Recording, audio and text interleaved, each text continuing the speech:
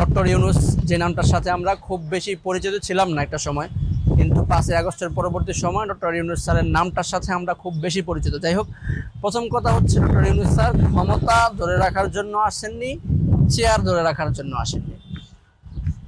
বিষয়টা হচ্ছে কি জানেন, মানুষের মন জয় করা সবচেয়ে বড় ইম্পর্টেন্ট। আপনি কতটুকু জনগণের মন জয় করতে পারলেন, জনগণের মন জয় করে কাজ করতে পারলেন, সেটা ইম্পর্টেন্ট। আপনি একজন রাজনীতিবিদ হন বা না হন, আপনি কোনো দল করেন বা না করেন, ডাজেন্ট ম্যাটার। ডক্টর ইউনূস স্যারকে এখন 5 বছর মানুষ চায়, এটা সব জায়গায় হচ্ছে। আপনি দেখেন, সোশ্যাল মিডিয়ার কমেন্টস বক্স থেকে শুরু করে বাজারে, মাঠে ঘাটে, চায়ের আড্ডায়, দোকানে, বন্ধু মহলে, সব জায়গায় ডক্টর ইউনূস স্যারকে আমরা 5 বছর চাই, এরকম একটা আওয়াজ উঠতেছে। এখন কথা হচ্ছে, আপনারা প্রশ্ন করতে পারেন ডক্টর ইউনূসকে 5 বছর মানুষ কেন চায়।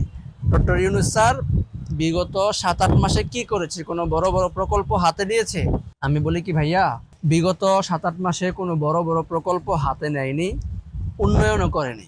শুধুমাত্র আপনি দেখেন ওনার যেই বিগত 7-8 মাসে উনি এই মানুষের রমজানে মানুষের বাজার ব্যবস্থা মানুষের আওতার মধ্যে ছিল, বিদ্যুতের লোডশেডিংটা মানুষের খুব অনুকূলে ছিল, লোডশেডিং ছিল নাই বললেই চলে।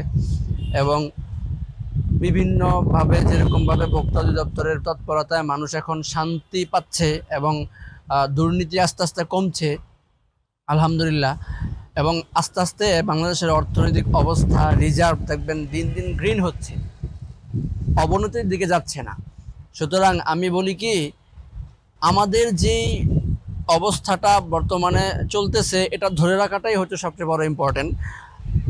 উন্নত দিয়ে আর বড় বড় প্রজেক্ট দিয়ে দেশ উন্নত করে ভাই কী করবেন? আপাত উন্নয়ন যা করার করেই গেছে। এখন শুধুমাত্র আমাদের দেশ বাহিরের দেশের সাথে যেই টাকাটা ঋণ আছে, যেই অ্যামাউন্টটা বাইরের দেশের সাথে আমাদের দেশ ঋণ, ওই ঋণটা সহি সালামতে তাদেরকে বুঝিয়ে দিতে পারলেই হলো। এবং এই টাকাটা তাদেরকে বুঝিয়ে দিতে গিয়ে এর মধ্যে কোনো কারচুপি না হোক, চুরিচামারি না হোক, ছেঁচড়ামি না হোক, তাহলেই হবে। তো আপনারা যদি চান ডক্টর মোহাম্মদ ইউনূস স্যার 5 বছর থাকুন, তাহলে আপনারা এই আওয়াজটা চলমান রাখুন। বিভিন্ন সোশ্যাল মিডিয়ার কমেন্টস বক্স থেকে শুরু করে পত্র পত্রিকায়, চায়ের দোকানের আড্ডায়, বন্ধু মহলে, কলমে, কণ্ঠস্বরে, সব জায়গায় চালু রাখুন।